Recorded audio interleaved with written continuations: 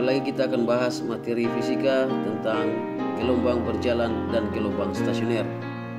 Perlu diperhatikan, pada materi gelombang berjalan ini kita akan menentukan dia punya persamaan gelombang berjalan, yaitu Y sama dengan plus minus A sinus Pi Kx plus minus omega T.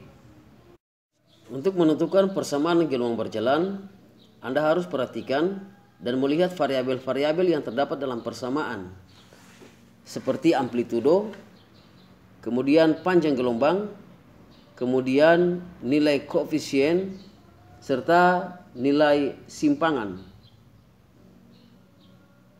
Oleh sebab itu, dalam menentukan satu buah gelombang, satu gelombang itu terdiri dari satu bukit dan satu lembah. Jadi ketika Anda melihat gambar, Anda harus bisa melihat bahwa gambar tersebut terdiri dari beberapa gelombang.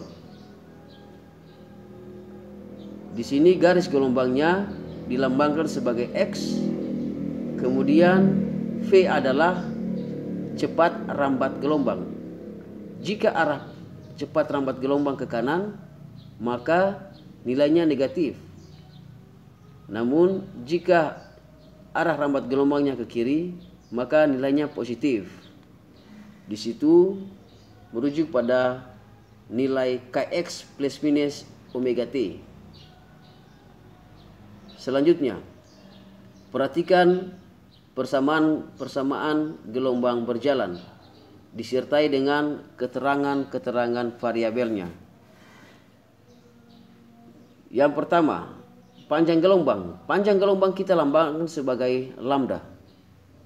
Rumus panjang gelombang, lambda sama dengan X per N. Yang kedua, omega.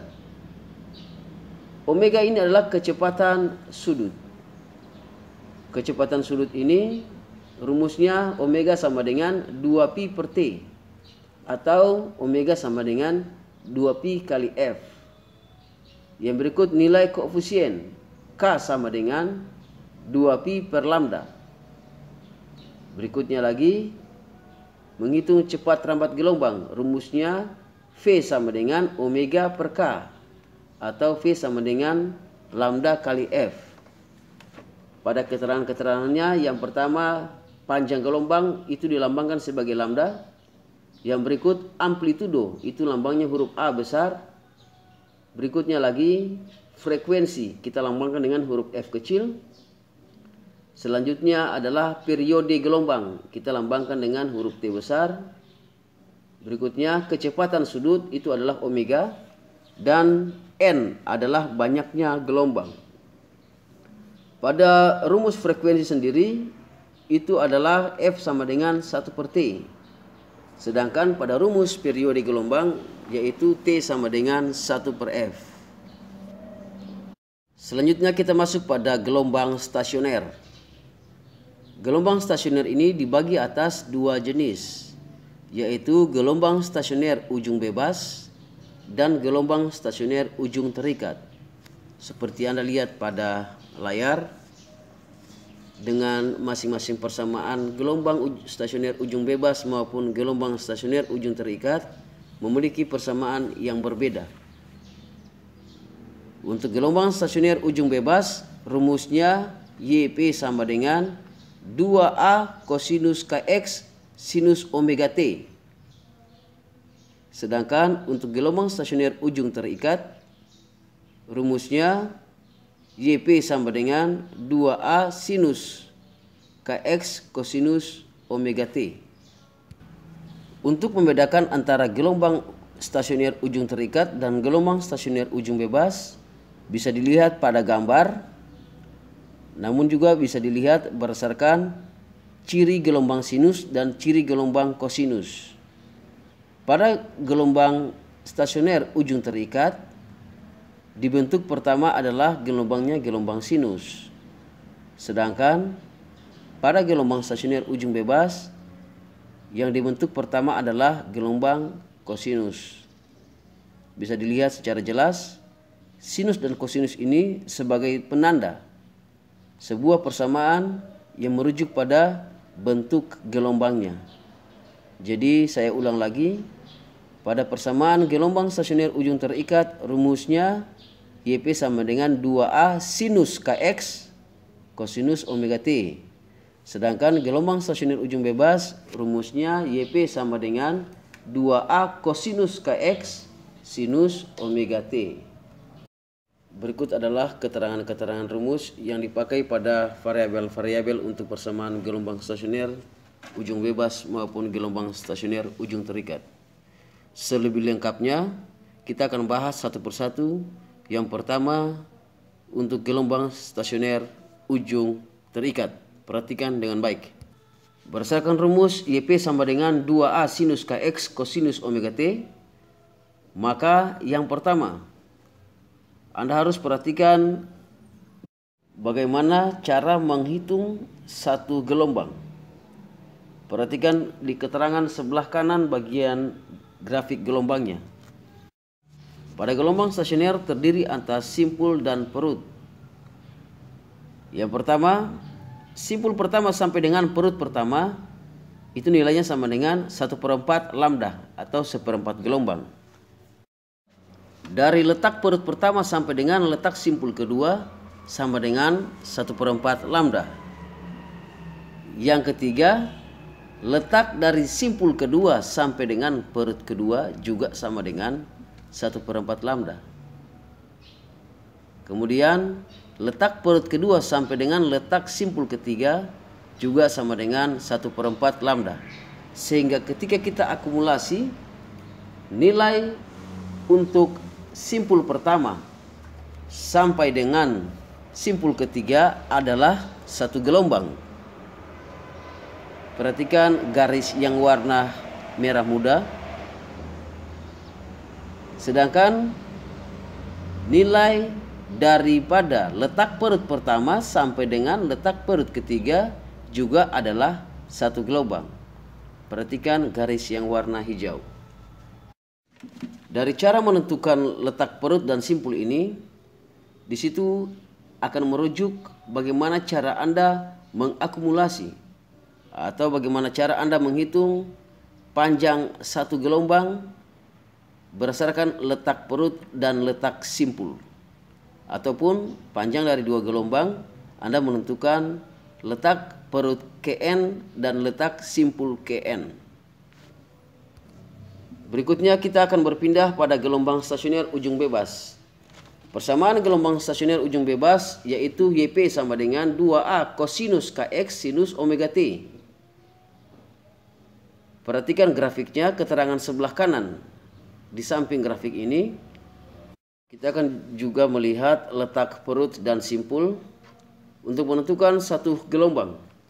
Satu gelombang pada gelombang stasioner ujung bebas ini berbeda dengan satu gelombang dengan gelombang stasioner ujung terikat. Kalau pada ujung terikat yang tadi diawali dengan gelombang sinus, sehingga titik awalnya merupakan titik simpul. Sedangkan pada gelombang stasioner diawali dengan gelombang kosinus, sehingga titik awalnya dimulai dengan titik letak perut. Dengan demikian, untuk menentukan satu gelombang itu harus terdiri dari letak perut pertama sampai dengan letak perut ketiga. Itu adalah satu gelombang. Sedangkan untuk letak simpul yaitu letak simpul pertama sampai dengan letak simpul ketiga terdiri dari satu gelombang. Sedangkan pada bagian-bagiannya dari perut pertama sampai dengan simpul pertama itu adalah 1/4 lambda. Letak simpul pertama sampai dengan perut kedua juga 1/4 lambda. Perut kedua sampai dengan simpul kedua sama dengan 1/4 lambda. Dan letak simpul kedua sampai dengan perut ketiga adalah 1/4 lambda. Oleh sebab itu, jika diakumulasi dari mulai perut pertama sampai dengan perut ketiga adalah satu gelombang, dan dari simpul pertama sampai dengan titik simpul ketiga juga adalah panjang satu gelombang. Sekarang kita akan berpindah pada contoh soal. Contoh soal yang pertama, satu gelombang berjalan merambat melalui permukaan air dengan data seperti pada diagram. Bila A ke B ditempuh dalam waktu 8 sekon, maka persamaan gelombangnya adalah titik-titik. Perhatikan grafik. Diketahui X-nya sama dengan 2 meter. Amplitudonya adalah 3 cm atau 0,03 meter. Nilai N-nya sama dengan 2 gelombang. Nilai N, perhatikan. Pada gelombang berjalan, dikatakan satu gelombang, maka gelombang tersebut harus terdiri dari satu bukit dan satu lembah. Jika dilihat pada soal, grafik menunjukkan bahwa ada terdiri dari 2 bukit dan 2 lembah. Karena terdiri dari 2 bukit dan 2 lembah, maka grafik tersebut merupakan grafik dengan jumlah 2 gelombang. Sedangkan untuk periode sepanjang dari A sampai B sama dengan 8 sekon. Oleh sebab karena kita punya gelombang terdiri dari 2 gelombang, maka untuk menentukan nilai periode harusnya kita akan membagi dari titik A sampai titik B dibagi dengan 2 gelombang. Sehingga T sama dengan 8/2, yaitu sama dengan 4 sekon. Kesimpulannya, satu gelombang lamanya periode adalah 4 sekon. Sehingga ketika 2 gelombang, maka lamanya periode adalah berjumlah 8 sekon. Karena 4 kali 2 sama dengan 8. Selanjutnya untuk penyelesaian. Penyelesaian yang pertama kita akan mencari nilai lambda. Lambda rumusnya sama dengan X per N. Kita masukkan nilai X-nya sama dengan 6 meter dan N jumlah gelombangnya sama dengan 2. Maka 6/2 sama dengan 3. Sehingga lambda sama dengan 3 meter. Artinya panjang satu gelombang sama dengan 3 meter. Berikutnya kita akan melihat nilai frekuensi. Untuk mencari nilai frekuensi, rumusnya F sama dengan 1/T. Nilai F sama dengan 1/4, yaitu F-nya sama dengan 0,25 Hz. Kita berpindah pada mencari kecepatan. Untuk melihat nilai kecepatan, kita akan mencarinya dengan rumus V sama dengan lambda kali F. Kita masukkan nilai V sama dengan lambda yaitu 3 dan F yaitu 0,25, sehingga 3 dikalikan dengan 0,25 hasilnya adalah 0,75. Kesimpulannya nilai cepat rambat gelombang V-nya sama dengan 0,75. Berikutnya untuk nilai bilangan gelombang atau nilai konstanta, nilai K sama dengan, kita akan mencari menggunakan rumus K sama dengan 2pi per lambda. Masukkan nilai K sama dengan 2pi per 3, yaitu 2/3 sama dengan 0,6pi. Kemudian kita berpindah untuk mencari nilai kecepatan sudut. Untuk menghitung kecepatan sudut kita menggunakan rumus omega sama dengan 2pi kali F. Kita masukkan nilai, maka omega sama dengan 2pi dikalikan dengan 0,25. Sehingga hasilnya omega sama dengan 0,5pi. Berdasarkan hasil perhitungan di atas, maka kita dapat menarik kesimpulan dalam bentuk persamaan gelombang, yaitu Y sama dengan plus minus A sinus Pi dikalikan dengan Kx plus minus omega T. Kita masukkan nilai-nilai pada variabel. Untuk nilai A, di sini kita nilai A dan nilai positif 0,03, karena tinggi gelombang itu adalah 3 cm. Kita ubah ke meter menjadi 0,03. Positif dikarenakan gelombang diawali dengan gelombang naik, sehingga nilainya adalah 0,03. Sinus Pi dikalikan dengan Kx plus minus omega T. Berdasarkan hasil, nilai K sama dengan 0,6pi dan nilai omega sama dengan 0,5 pi. Sehingga ketika kita masukkan ke dalam persamaan sinus pi dikalikan dengan kx plus minus omega t, maka hasilnya adalah sinus pi dikalikan dengan 0,6x dikurangi dengan 0,5 t. Tanda kurang ini menunjukkan bahwa gelombang merambat ke kanan. Oke, selanjutnya kita akan berpindah pada contoh soal yang kedua. Contoh soal yang kedua ini merupakan contoh soal gelombang stasioner. Perhatikan gambar di bawah ini. Kemudian tentukan persamaan gelombangnya dan letak perut ketiga. Jika frekuensinya 1/4 Hz. Oke, diketahui nilai F-nya sama dengan 1/4 Hz. Nilai X sama dengan 100 cm atau 1 meter. Nilai amplitudo adalah 0,05 meter. Yang ditanya, berapakah nilai P dan berapakah nilai V? Kemudian bagaimana bentuk persamaannya? Penyelesaian. Rumus dasar untuk gelombang stasioner ujung terikat yaitu YP sama dengan 2A sinus KX kosinus omega T.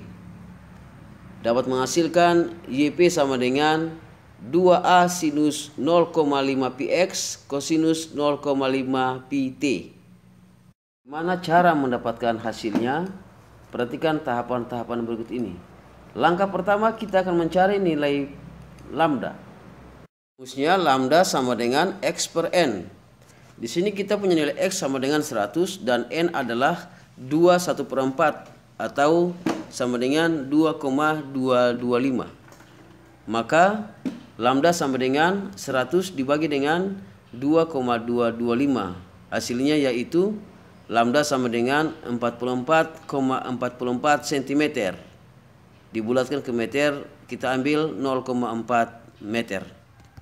Kita akan mencari nilai K, yaitu nilai bilangan gelombang. Rumus nilai K sama dengan 2pi per lambda. Kita masukkan nilai K sama dengan 2pi per 0,4 sehingga hasilnya K sama dengan 5pi.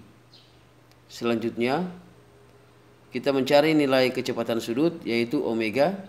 Rumusnya adalah omega sama dengan 2pi kali F. Kita masukkan nilai, maka omega sama dengan 2pi kali 1/4.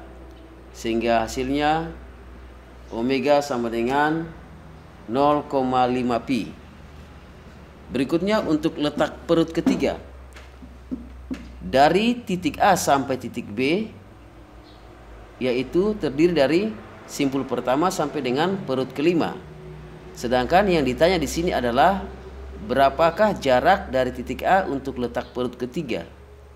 Maka jika diawali dengan simpul pertama sampai dengan simpul ketiga itu adalah satu gelombang.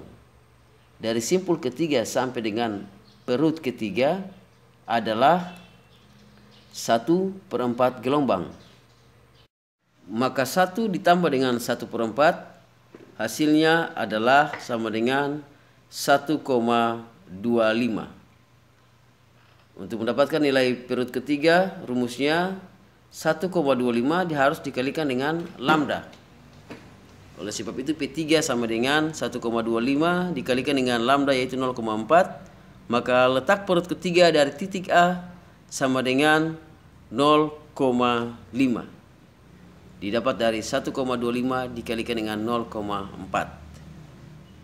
Berikutnya kita akan mencari nilai cepat rambat gelombang dengan menggunakan rumus V sama dengan lambda dikalikan dengan F.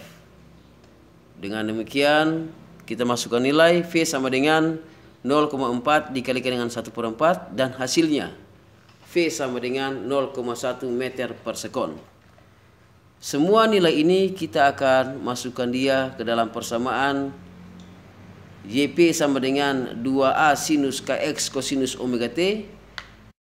Berdasarkan hasil perhitungan kita substitusi ke dalam persamaan YP sama dengan 2A sinus KX kosinus omega T. kita akan menggantikan nilai K dan nilai omega. Nilai K kita gantikan dengan 5pi dan nilai omega kita gantikan dengan 0,5pi. Sehingga persamaannya berubah menjadi YP sama dengan 2A sinus 0,5px kosinus 0,5pt. Demikian untuk contoh soal pada gelombang stasioner. Selanjutnya saya tampilkan 5 soal sebagai soal untuk Anda latihan. Saya berharap dengan soal-soal ini dapat mengukur kemampuan Anda dalam menguasai persamaan gelombang berjalan dan persamaan gelombang stasioner. Soal yang pertama ini, Anda harus perhatikan bentuk gelombangnya. Grafik gelombangnya Anda harus hitung bagaimana mendapatkan satu gelombang. Perhatikan gambarnya terdiri dari berapa gelombang, kemudian Anda mencari persamaan gelombang yang dibentuk. Yang kedua, soal latihan yang kedua juga merupakan soal gelombang berjalan. Yang perlu Anda perhatikan bagaimana Anda menentukan panjang satu gelombang. Selanjutnya Anda mencari nilai omega dan mencari nilai K. Setelah itu Anda mencari nilai cepat rambat gelombang. Untuk soal latihan yang ketiga, suatu gelombang stasioner memiliki persamaan YP sama dengan 0,04 kosinus 16x sinus 8t. Berapakah nilai amplitudonya dan cepat rambat gelombangnya? Nomor yang keempat, tali sepanjang 120 cm yang di ujungnya bebas digetarkan sehingga memiliki persamaan YP sama dengan 0,5 kosinus 0,2 px sinus 8pt. Jika x dan y dalam cm dan t dalam sekon, letak simpul keempat dari titik asal getaran adalah titik-titik. Nomor yang kelima, perhatikan gambar di bawah ini, kemudian tentukanlah persamaan gelombangnya dan letak perut keempat jika frekuensinya 1/2 Hz. Demikian 5 soal latihan yang perlu Anda latih. Kemudian tugasnya nanti Anda kirim. Dari 5 soal latihan ini merupakan soal tugas. Kirimkan soal tugas Anda melalui pribadi saya untuk menjadi bahan evaluasi sejauh mana Anda menguasai materi tentang persamaan gelombang berjalan dan persamaan gelombang stasioner. Sampai bertemu pada video selanjutnya. Selamat siang dan atas perhatiannya saya ucapkan terima kasih.